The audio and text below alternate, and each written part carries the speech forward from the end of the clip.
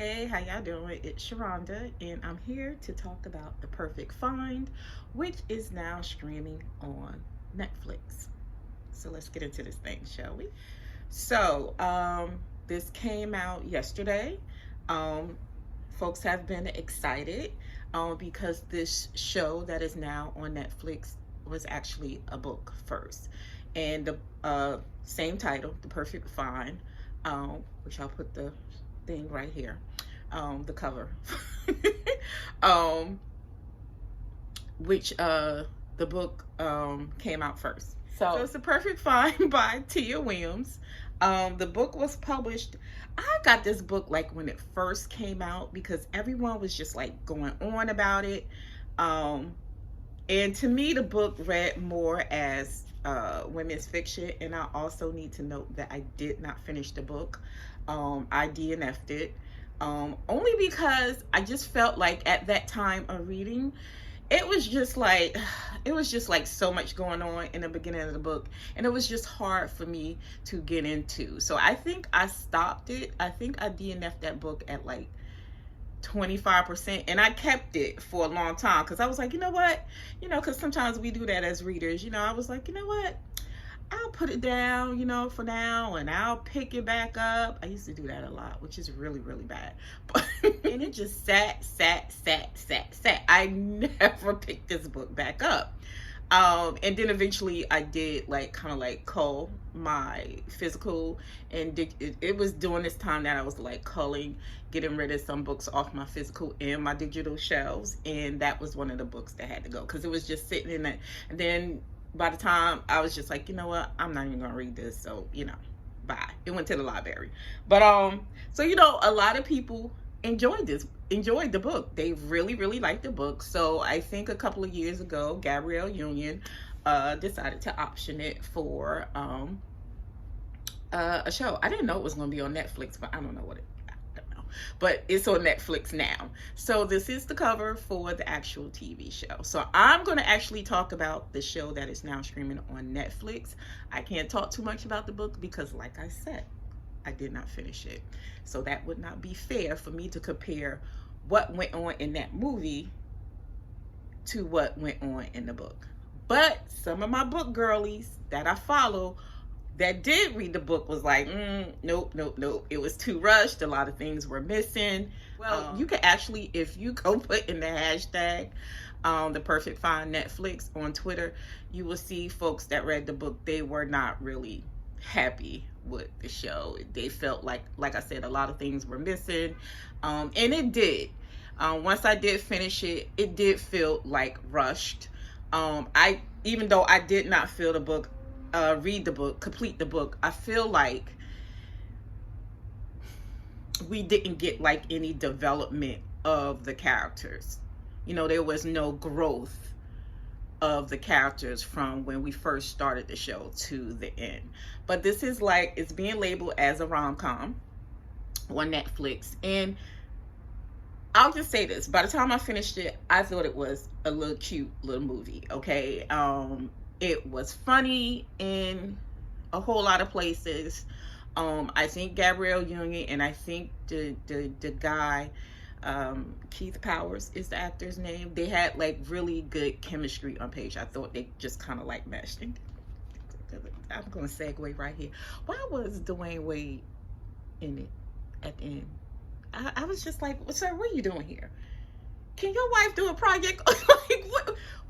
Sir, be going, why are you here? But anyway, because I was just like, I just thought that was just weird. I was just like, okay. But anyway, so yeah, what I'm gonna do is I'm gonna read the Goodreads. Why y'all always got these long ass blurbs? Jesus, but book. I'm gonna read the blurb from the book so you can have a general idea what, if you do decide to watch this show on Netflix, what's going on with it. So it says, will a 40-year-old woman with everything on the line, her high-stakes career, ticking biological clock, bank account, risk it all for a lusty secret romance with the one person who could destroy her comeback? Jenna Jones, former It Girl fashion editor, is broke and desperate for a second chance, which I think they pegged that really well in the show. When she is dumped by her longtime fiance and fired by Darling magazine, she begs for a job at Styles Zine, which from her old arch nemesis Darcy Vale. Okay, they tied it in a little bit. She's working with digital savvy millennials half her age, has never even Twittered. Jenna, I even Twitter, but anyway, and pretends to still be a fashion somebody while living a style lie. She sold her designer wardrobe to afford her stretched out studio, which in the movie it ended up being a brownstone in New York, which is just like, anyway. And now quietly wears Walmart's finest, which that was not going on in this movie. I will say in this show, the fashion was fashioning. Like they were definitely some New York it girls in this show. The fashion in this was really, really well done. And the setup, like the scenes, was really, really nice. Anyway, it was pretty, okay? It definitely gave that New York feel. I'll say that. Where was I? Anyway, worse, the 22-year-old videographer assigned to shoot her web series is driving her crazy. While sexy with a smile, Jenna feels in her thighs, Eric Combs is way off limits, but almost too delicious to resist. Written by the best-selling author of The Accidental Diva. Did I read that? I feel like I read that. I read so many books like back then. Like, it's crazy, but anyway, finish this blurb, which I thought, why is this so long? But anyway, The Perfect Find is a scandalously sexy, laugh out loud saga of star-crossed love and starting over. So that is your blurb. Which I feel like the blurb tied into what was going on inside of the movie. Gabrielle Union definitely gave like, you know, Jenna vibes. Even though the Walmart thing was not going on inside this movie, she did get fired. Her fiance did leave her. And the opening scene for the movie was really funny.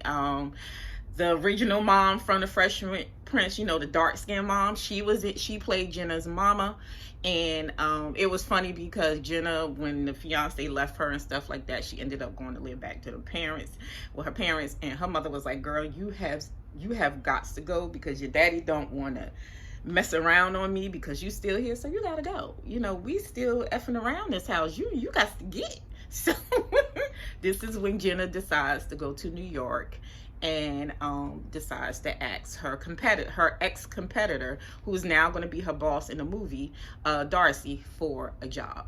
And what happens, I don't know, I guess Eric, because like I said, I didn't finish the book, so Eric happens to be Darcy's 20-something-year-old son, but him and Jenna meet without knowing this at a nightclub. Her friends are trying to get her, like, you know, sometimes you get over old dick, you got to get on top of some new dick, okay? So that's what her friends was trying to get Jenna to understand. That they took her out and she meets Eric. They have like a little kissing scene, and Jenna's just like, oh shit, what am I doing? And she leaves or whatever. And then they run into each other when Darcy introduces him as her, what the blurb says, as her videographer, like her video photographer or whatever.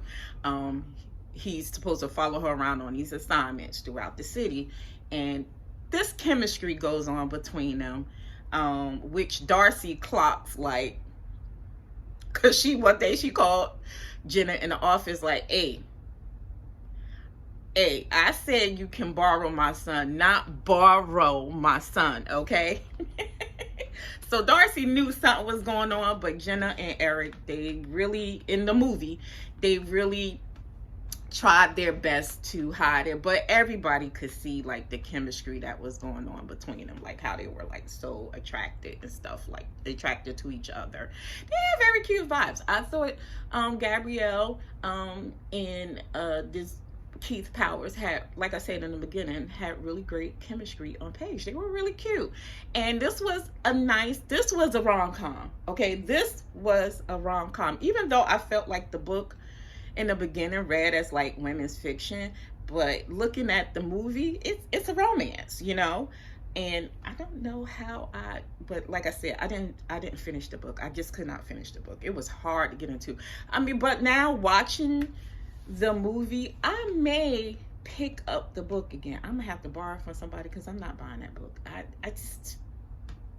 That's when I was just buying books to be buying books. Instead, everybody was like, "Oh, you gotta get this book," and I just bought it. And then like I said, I started it.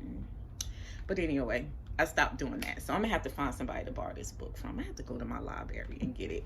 But but the movie was cute. I liked the movie. Now, like I said in the beginning, a lot of folks on Twitter who read the book were not too much happy with it because, you know, sometimes when you have these books that are optioned into movies, a lot of people that read the books, they want a close, and I mean a close, like hug you close, you know, representation and from what happened in the book to happen in the movie, okay, or the show or whatever that the book gets optioned into. And a lot of people felt like that didn't happen. Like I said earlier, it did feel rushed. Like I said, we really didn't get to know Jenna and Eric. You know, the scenes did feel a little rushed. What made up for it is the comedy, is the humor that went on throughout, you know, between them and with, you know, the side characters inside of the movie, and the music. The soundtrack for this show is goddamn fire. It was like, I was in here like, yeah, I mean, like, like, you know, from like, you know, back in the day music to like current time music. It was really, really nice. Like, the soundtrack for this is fire as hell. So the music that went on to the music when certain scenes happened to match up against, you know, the music matching up against certain scenes that was happening was really well done. It was like a perfect match. It really, really was.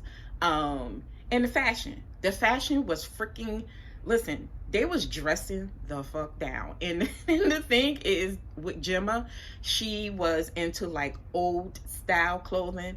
And I love their portrayal of like tying in fashion into like black women. You know, from like back in the day to current times, like especially back in the day, like how black women dressed back then, the hairstyles, the clothes. I really love the way they paid tribute to that. It was really, really well done.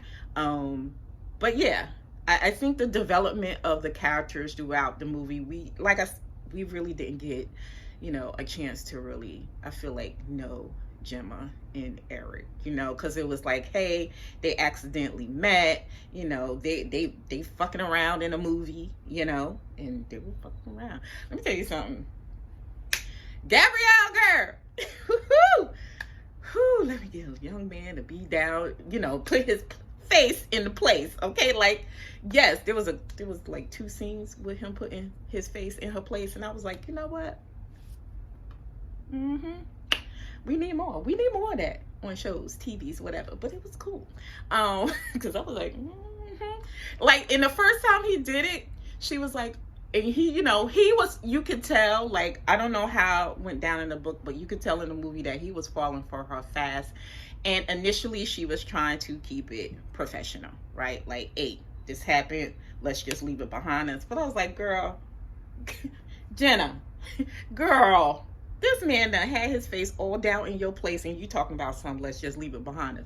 And it seemed like he did it pretty goddamn well, because you did it again. So I'm just like, Jenna, ma'am, you better let that little young boy do what he got to do. And I'm quite sure the dicking down was good too, okay? So, like, ma'am, please leave it behind us.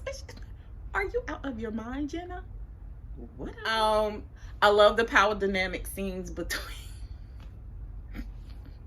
I know I'll be doing too much, but I did like the power dynamic scenes between Gemma and Darcy, especially with them being like rivals at one point in time, and Jenna having to go to Darcy like, hey, nobody else is gonna hire me, you know. I like, girl, I need a job. You know, let's put that behind us. You know, I'm good at what I do. You do that. You good at what you do. You know, let's mesh this thing. So I like that. And there is a pregnancy, an accidental pregnancy trope that goes on in this movie. Again, I didn't read the book, so yeah. So if whoever read the book, let me know if that happened. But it is an accidental pregnancy trope, which in romance, there's a lot of tropes, honey. Juicy, good ones. Accidental pregnancies, I don't really have an issue with. You know what trope that irks me, that just really grinds my goddamn gears? Secret babies. I dislike secret goddamn babies because it's always the story after the secret baby never makes any goddamn sense. And I just be like, get it together, you know? That be me reading. I just be like, so secret babies stress me out. Accidental pregnancies, I like those. I'm gonna eat those up. But them goddamn secret babies, I play. But yeah. But anyway, so where was I? But so yeah, Jenna ends up being pregnant, getting pregnant by Eric, and you know, Darcy is pissed because, like I said, Darcy had picked up earlier that something was going on between her son and her employee, and she just didn't know what until she caught him. Child, in the act, I was like, oh, his face was in the place again. Oh, I could not. Oh, girl, Darcy was too calm for me. Because I was like, child, that whole house would have been on the fire. Both of them would have got their asses kicked, you know. But anyway, which I feel like they should have been, because they're adults at the end of the day, you know. Even though he's like, you know, she was 40 and he was like 22, something like that. So, you know, he's younger than her, which is another trope inside of a romance. Age gap, rather it's vice versa or whatever, you know, older woman, younger man, older man, younger woman. But yeah, if it's done tastefully, because sometimes it should be a little bit creepy. But anyway, but this was tastefully done, and I just feel like they were both adults, and I think Darcy overreacted, because I was like, girl, at the end of the day, yes, he's your baby, but he's a grown-ass baby now. And if it wasn't going to be Darcy, if it wasn't going to be Jenna, he was messing around on, I mean, what if you would have accidentally got a girl his age pregnant? Were you going to still be mad? Like, Darcy, please. But anyway, but yeah, yes, I thought it was a cute movie.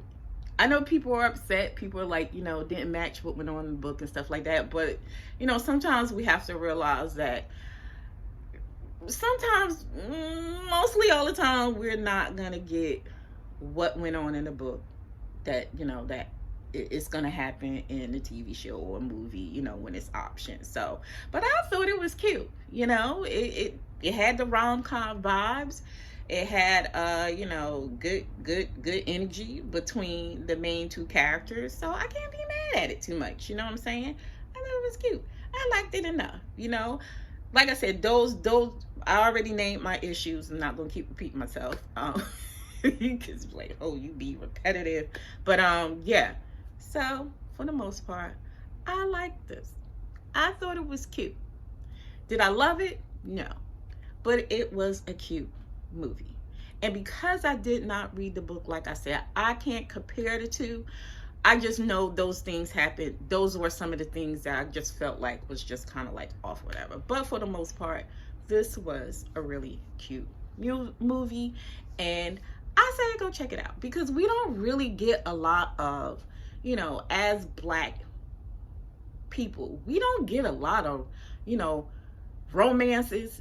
We like cute, funny, quirky romances, you know. And even though Keith had the whole, you know, the father was absent thing going on, it wasn't heavily portrayed, you know, in the movie, you know. So it's very rare we get like really cute funny movies, you know.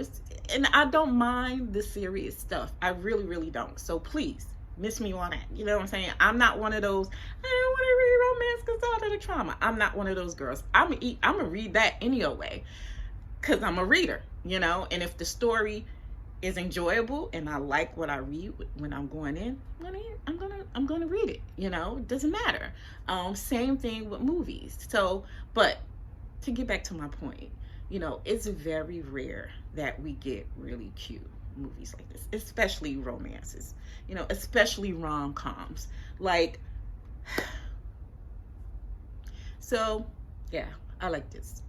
So if you like rom-coms, rather they're in books or TV form, check out The Perfect Find on Netflix. And if you're so interested in reading the book as well, read the book. Eventually, I might pick this book up if I could borrow it somewhere. Because again, I'm not buying it. I'm just not going to do that. But yeah, plus I'm budgeting like a mug. So yeah, KU Kindle Unlimited is my friend right now, okay? And I have to go renew my library card. Do I just go? I have to look at the email because I think it. But anyway, I'm sorry, y'all. But yes. So yeah, I liked the movie. It was cute. It was giving cuteness vibes, okay? So, and like I said, there's a very nice, well fleshed out cast, you know, as far as actors and stuff like that. They had a transgender woman in there, T.S. Madison, again, Gabrielle Union, and Darcy was played by, oh my God, Lawrence Fishburne's ex-wife. I don't want to say it like that, but yeah, again, I'm gonna put her name down here, down there. She's Afro-Latina, and you know, Keith Powers, he played the young boy. He's very handsome, very handsome, little tenderoni. I was like, look at you, Gabrielle, you're loving all the little young boys in the movies, okay? But yeah, cute movie. Check it out. That is it for me. I'm going to start rambling, and y'all don't want to hear me rambling. So until the next one, until my wrap up, which is coming soon, because God damn it, we're almost at the end of June. Ain't that something? But yeah, until the next one, later days. Bye.